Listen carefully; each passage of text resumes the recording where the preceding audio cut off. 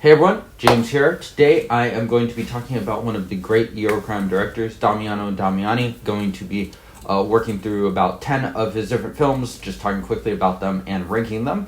In my opinion, Damiani is easily on the kind of Mount Rushmore of Eurocrime polizioteschi directors. I put him right up there with Fernando De Leo, Enzo Castellari, as well as Umberto Lenzi. I would say of those four, he is probably the one, if you were to think of kind of a Eurocrime polizioteschi film, he's probably the one that you would have, his filmography stands out as being like the most different from kind of the grindhouse norms of the genre. That being said, I think you can easily make the case that he is perhaps even the best of those directors. He directed a lot of films that all of which would more or less be considered genre. And someone like Leone described him as violent dramas. So that's really where he lies, kind of at that intersection of violent dramas that go into the genre, or genre films that are a little bit more on the drama part of it. Lots of plot, lots of dialogue, things like that. So definitely higher on slow burns than kind of grindhouse thrills. Not that he couldn't direct a set piece or anything like that. So why make this list? What is the purpose of this? Well, for me at least, part of it is fun. I enjoy making these lists and stuff like that. So part of it is just kind of a fun little exercise for myself. And the other part of it is like these lists were extremely helpful for myself in terms of like introducing me to the genre. For me at least, I like to dive into things and watch not just a couple, not just kind of sample the different spaghetti westerns. I like to watch a lot of them. And so lists like this, you're not going to love necessarily every film on there, but there's something at least to, it's nice to have someone picking out what they like and things like that, and eventually kind of get a feel for the list maker's taste, and you can determine if, hey, I want to check this out, or I don't. So the interesting about Damiani is, for people that are, maybe marginally familiar with him, they're going to think of two kind of main different films. First of all, there is Amityville 2, which if you go onto his letterbox, I believe it's his most seen film. Which is interesting because I think it's actually a fairly good movie, a horror movie, but it's also extremely not indicative of or representative of Damiani's body of work. So it's a very, very much kind of an unusual project that he did coming to America and doing that. The other film that you're going to run into is A Bullet for the General, which in my opinion is one of the great spaghetti westerns. Really, really fantastic film, but also kind of an unusual film. He directed two spaghetti westerns, one of which was more or less a failure, and A Bullet for the General is the other one. He didn't even write A Bullet for the General, whereas he got writing credit on just about everything else that he was doing. So it's very much kind of the project that I think was very successful, but not necessarily, again, representative of the body of his work. Eurocrime polizioteschi, he did a lot of films in this genre. I am going to be covering 10 films today. There's a couple films, I looked at the synopses, and they looked like they would fit into kind of this genre too. Alas, I only had access to about 10 of these, so which I think is, those ones have been seen by very, very few people, certainly on Letterboxd and whatnot. So, and so the other place people are going to know him for, I think specifically Italian audiences, is La Piovra, the Octopus, which is a mafia show that he had his hand on, especially in the first season of it. So very, very successful Italian show, focused on the Sicilian Mafia, which, uncoincidentally, probably over half of the films covered, and I'm going to be talking about 10 today, are about the Sicilian Mafia here. So he was very, very prolific in this type of thing. I have actually not seen La Piovra, so if someone has, feel free to chime in kind of where it fits in. From what I understand of the show, it sounds like it fit in pretty neatly to some of his Eurocrime, specifically some of the Sicilian set ones. So yeah, lists for me are very useful, especially to highlight someone or some films that could be very, very underrated. And I think you could make the case that just about all of Damiani's filmography, aside from Amityville 2 and perhaps A Bullet for the General, is underrated. So yeah, how does Damiani's work differ? Well, I talked a little bit about how he focuses a lot more on kind of what could be described as violent dramas, rather than being full kind of grindhouse, like someone like Umberto Lenzi is. Another way that it really differs is if you look at the course of his Eurocrime or Italian crime film output, it lasts quite a while. It goes from basically 1968 with The Day of the Owl all the way up until the 90s. But for me at least, I'm stopping it here at 1985 with Sicilian Connection. And while he's doing something very, very different, his films are very, very professionally made. He was a big storyboarder. But compared to kind of just the genre hits and the way that the Italian film industry would, copycat and beat a genre to death, Lenzi directed basically the same amount of films, I think it's 10, and his are concentrated in basically a 5 or 6 year span from 1974 to 1979. So Damiani was definitely working, definitely making a good deal of films, about one a year or so, but he didn't make it in quite the concentrated manner that someone like Lenzi was. Di Leo had a little bit of a wider range, but still narrower than Damiani did, except for something like Killer vs. Killers. You make the case that in some ways Damiani is a little bit like the Sidney Lumet. He's a little harder to define. He worked with a lot of great collaborators. His films don't necessarily have like that visual pop that we expect from kind of the Italian horror auteurs, people like Bava or Argento. But nonetheless, I think they're very good films. I've said this before, but he's been called the most American of filmmakers, of the Italian filmmakers. And you can sort of see that in the way he constructed these, and keeping in mind that the most American of Italian filmmakers would have been applied in the context of the 70s and the 80s, not in like the 2020. So Damiani worked with a lot of really, really great collaborators. He worked repeatedly with a couple different people. Composer-wise, he worked with all of them, all of the great Italian composers, basically people like Rizzo Ortolani, Morricone. I'm sure I'm missing a bunch of them.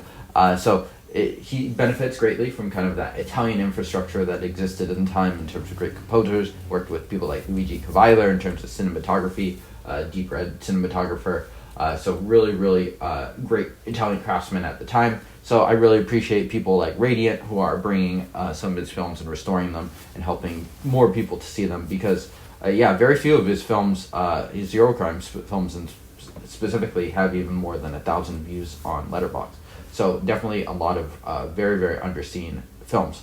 Actor-wise, he worked with a lot of people. He worked with Franco Nero a bunch of times, which is interesting because Franco Nero is very associated with the genre, perhaps more so with his collaborations with Enzo Castellari, where he kind of had his most iconic role in something like High Crime, where he plays basically a kind of a dirty Harry style cop. But Damiani would use him very, very differently in like a place like The Case Is Closed, Forget It. He sticks him in a prison.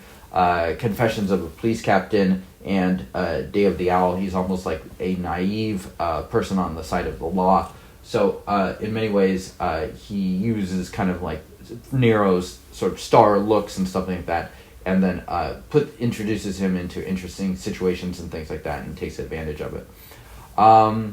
Always a very, very strong social consciousness to his films. You could definitely call him a bit of a moralist. A ton of his films feature a lot of corruption. Of course, corruption and mafia very, very much tied together. He's certainly a director. The Eurocrime poliziesque genre gets a lot of grenades lobbed at it, calling it fascist or things like that.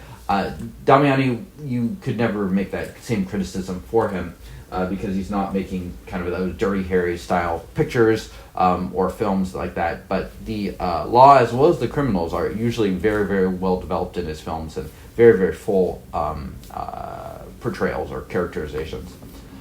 He really worked in kind of the peak Italian film industry times, but notably he kept working. I recently watched Massacre Play from 1989 with Elliot Gould and Tomas Milian.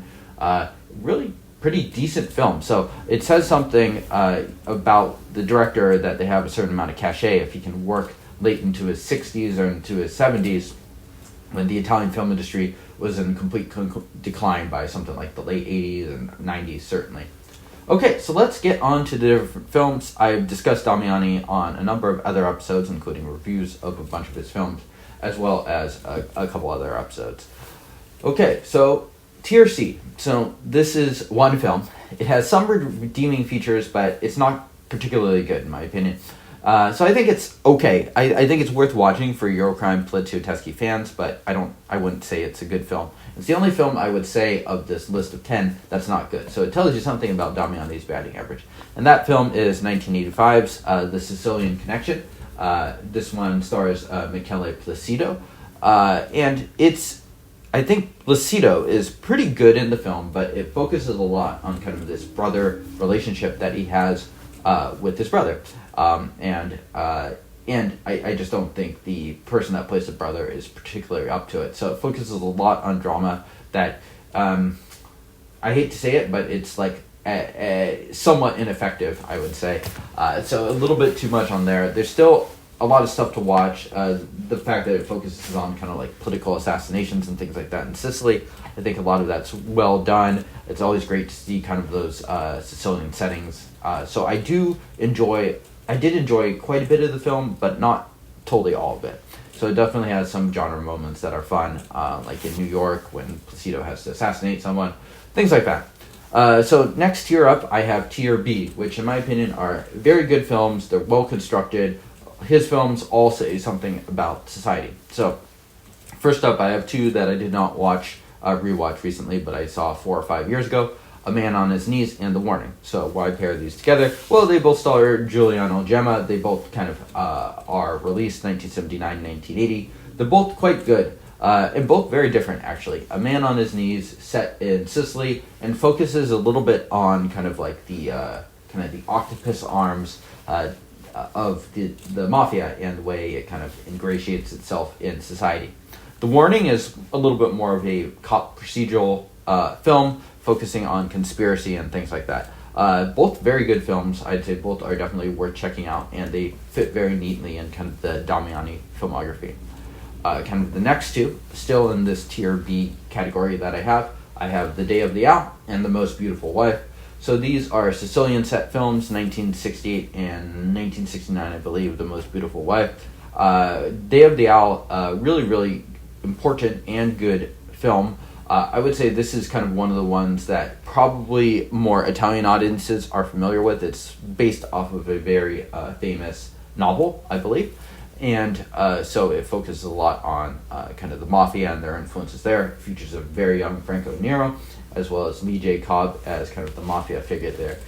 So very strong acting in the film, and just a very well-constructed movie. And it's the film that really kicked off his kind of Eurocrime phase.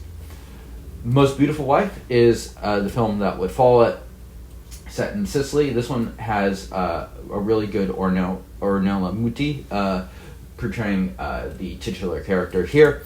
And like A Man on His Knees, it kind of focuses on sort of the octopus arms, the indirect reach, and the way that the mafia would have kind of these pervasive effects on society. Both of them focus a lot on political corruption and things like that, in the way that the mafia has just kind of built its way into the walls and the bones of society in Sicily. Okay, so next up I have How to Kill a Judge. This film apparently was not particularly beloved by critics, and I kind of think people just had fatigue. That's my very off-the-cuff theory here, because I think this film is very good. I think it's very much up to snuff there. Focuses on a political assassination too of a judge, again in Sicily. And this one is perhaps Damiani at his most meta, because it has Nero playing a filmmaker, and so it kind of focuses on what is the responsibility of the film and the media and the industry there. There's even a fun part where Nero is basically making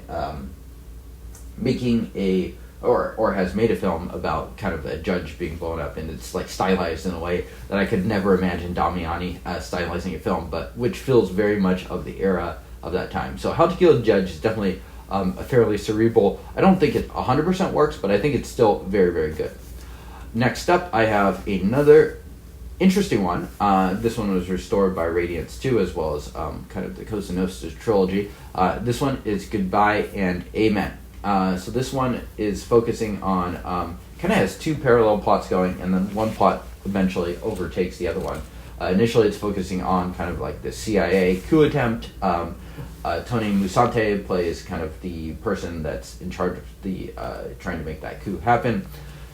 And then eventually it kind of gets derailed by a madman taking sniping shots at people. Really, really great John Steiner performance. Definitely pretty different than the Sicilian set Damiani films, but I think if you look closely, a lot of it still is kind of about institutions and corrupt institutions and the way that they are kind of invading society and impacting more ordinary people or just people in general.